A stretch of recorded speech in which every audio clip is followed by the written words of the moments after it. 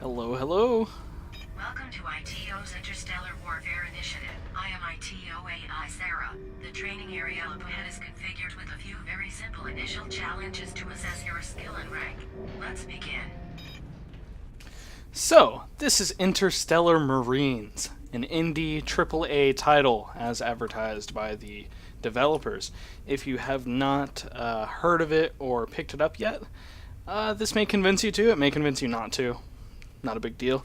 Let me get my frames off the screen. Let me give you a few reasons, just while I'm walking out here, why I like the game personally. First off, you can see just dynamic environment through my helmet. You see those light spots, like a J.J. Abrams movie on my helmet. You also see dynamic lights. These are gone. Also, I can take off my helmet. So, there's just a lot of control for your character, a lot of control for your guns. Like, I have a flashlight, I have a laser sight for my gun. I also have a silencer. So this gives you a lot of control over your character. For example, sometimes I like to play without my helmet. My helmet gives me access to my rank and my shot account and, how my gun is set up right now. But it restricts my vision just a little bit. So sometimes it's nice to just be able to see everything. But we'll just continue here for a moment. You have just arrived inside the vault, a large underground facility designed to house and develop all of the different programs of the initiative. Right. So I'm just going to be going through the tutorial level. This would be the first level that you play when you come into the game. It'll teach you the basics. If you know how to play a first-person shooter, it's not all that hard. Let me just go ahead and move up here. Use panel to open the door. Sure. Use your CE6 SMG to eliminate all hostiles. Use your AR-3 assault rifle for targets at longer distances. Right. Now you can tell just from the... To next training area. Yes, yes. Look how scary that is. Yeah, look at that. That's unfortunate. Pop scare right there. So you can tell just a bit from the gunplay, the kick of the weapon. It's a satisfying amount of kick. Not too much to be untenable, but just enough to make you feel the power of your gun. So there we go with some of the enemies of the game. You are, at this point at least, just fighting robots. Training robots below have been programmed to simulate average soldiers. Use cover to protect against their fire and eliminate all hostiles. Right. These guys are kind of terrifying. The gun-wielding ones, not so much, but some of them just rush you like crazed things. So, we get some tactical gameplay in here, in that we can just go ahead and try to stealthily get rid of them. Like so. Oh no, not like so. Wait for them to get up here. While they're not looking, duck back behind the corner. New rank. Next training area unlocked. It behooves you to do things like go for the head. Because these robots don't mess around. They will ice you in a moment's notice. Already be a top-tier Special Forces soldier. My programming will make you even better. I hope so, computer. I hope so. Restore power to the door and continue to the next area. Okay. You'll definitely see objectives like this. You can't open a door until you maybe power a generator box.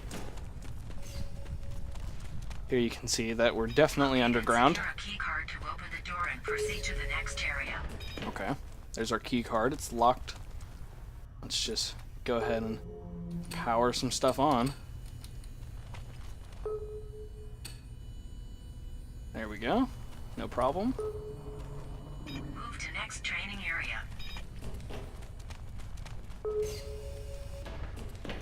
Move as fast as possible to complete this basic and utterly unuseful challenge. and No! proceed. I didn't sprint fast enough. Charge. Made it. Located 2 blocks below the salty soil of Groom Lake, Nevada, the vault is ITO's most top-secret special projects facility in the world. Yeah, just notice the atmosphere of this. You'll notice it even better in a level I'll show you for a moment after we get done with this part. But look how claustrophobic that is. This is uncomfortable to me. I do not like my face being so close to the ceiling. And yet it is, because, you know, this is a top secret facility.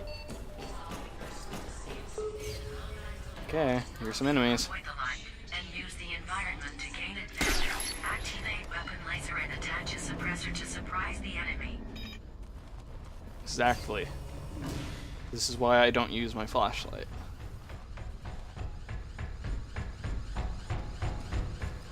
Reinforcements.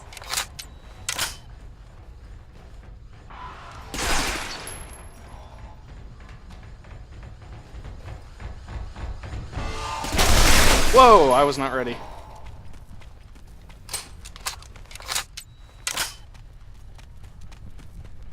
Okay.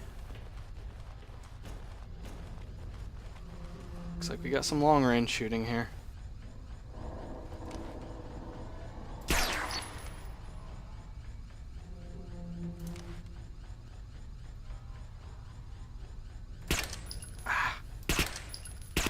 Assault rifle's not quite as accurate as I would like.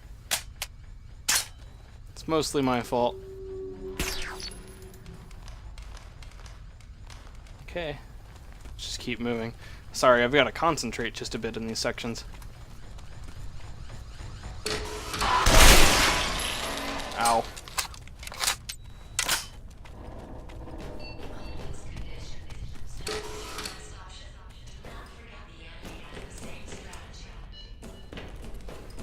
Okay. Where does this go? Is this back? Your country has sent you here to try out for the Interstellar Marines program, and for the next couple of months you are under my supervision. I see. You have reached the end of the basic Oh, I'm done. training exercise. A campaign mission simulation awaits you in the next area. Proceed when ready. Oh, here we go. I guess I won't have to show you that other level anyway, because the game will show you what kind of atmosphere it gets. Let me reload here.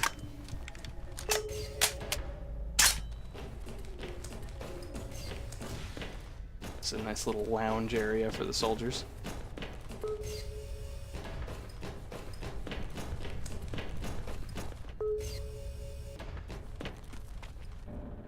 Listen to the sound work. You hear how it changes between rooms? That nice metallic echo to nice little pit-pat. I love sound work. Sound work is very important in games.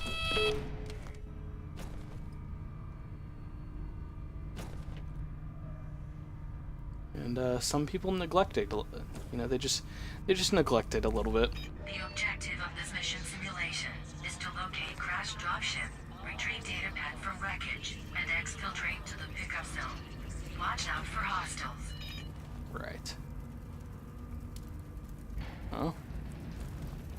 Let me check my frames, see if they're doing okay. Yeah, they're doing fine. Alright.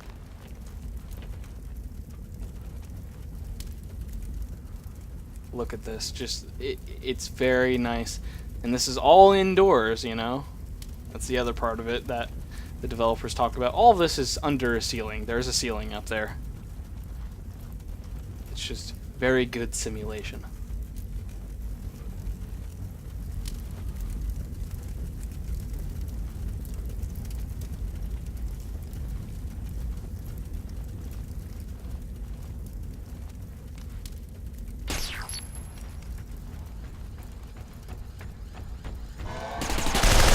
What? Where'd he come from? AI still surprises me sometimes. Yeah, there's a little pathway right here that I didn't see. I was too busy looking for the obvious spot. Take out that light so they can't see me quite as well.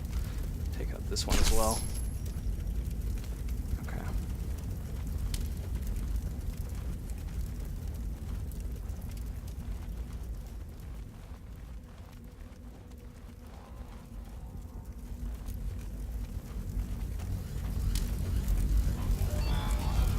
Oh.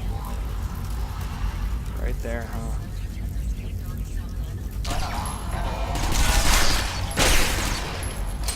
Maybe not the best way of dealing with this. They can't see me at all, though. That was not the most efficient way of handling that situation. No, sir. Usually I go a different way. Can I reload, please? Hi. I'm basically in total darkness here, so they do have trouble seeing me right over here. Here's a crashed dropship, though. This is my objective.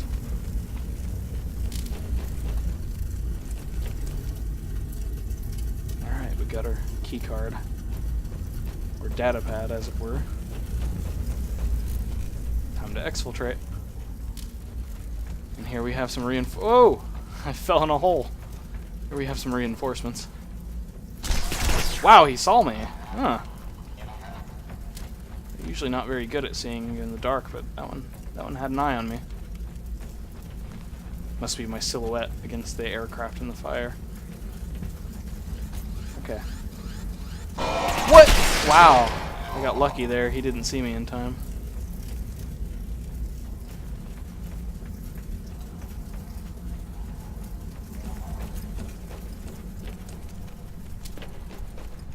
Come on, get up there. Let's go this way.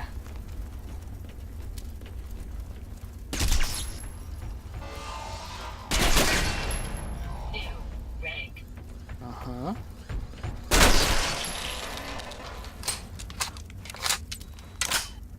Let's keep moving. This should be almost all of them, if not all of them. If you listen, you don't hear the sound of hydraulics. Oops.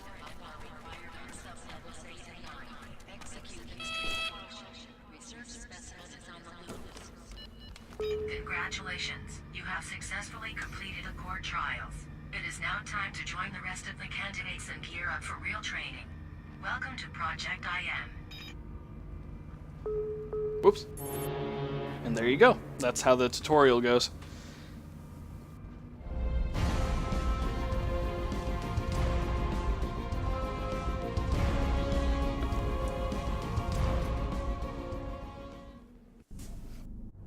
So the game gets props for a few things. It gets massive props for its atmosphere, for its character control, for the sound work, for the gunplay. All of that's very solid. The basic enemy types, the only two there really are also both solid. They function pretty well. You saw they repeatedly surprised me even in a small space. They found ways of coming up behind me where I didn't expect it, and they were pretty lethal. They didn't kill me, but that's because I've played this a bit, you know. I know what I'm doing. It does have a few cons, you know, just being an indie game that's not complete, that it's in alpha, you know, there's not much enemy variety. There's not really much gun variety either. So all of that gun control, all of that enemy, the good AI that it has, are a bit wasted with such a little variety right now. Especially in this context, I'd love to see a little bit of character creation or something like that. I'd love to see like you know, like a tank or a bulldozer type enemy like you see in Left 4 Dead or Payday 2, you know, that forces the team to cooperate just a bit. I don't want clones of those because you notice those types of enemies make the game really unrealistic. But, I mean, being a game that's supposed to generate average soldiers or simulate average soldier combat, you know, maybe we're simulating a tank or something like that. Because I've noticed online there's an issue where players will tend to just fan out in their squad of 4. They'll just fan out and ignore their teammates and just try to give a clean sweep of the map. And that's cool and all, you know, there's a certain element of teamwork to that too, just in the fact that everyone can hold their own, but I'm pretty sure that's not the way the game was intended to play. In a lot of ways, this is like the space version of SWAT 4. We're supposed to like stack up on doors and move in together as a squad. And while some people want to play like that, a lot of people don't. So there has to be something to do where maybe there's an enemy that's harder to kill on our own. That's what I think. You know, that may not be the developer's vision. It probably isn't, but you know, that's a personal issue with me. So the next big thing is, of course, you know, more guns, more enemies. We really need that. Um, there are a few maps. You know, there are going to be more. I expect that each map is very lovingly made, very great, good textures, good atmosphere that changes from day to night and back again. The aesthetic of the game in general, of the UR and Interstellar Marine training to, you know, be the next big thing. You're training in this underground facility. Everything is underground. That's awesome. Great aesthetic there. I really hope that holds. Let me think of a few other things here.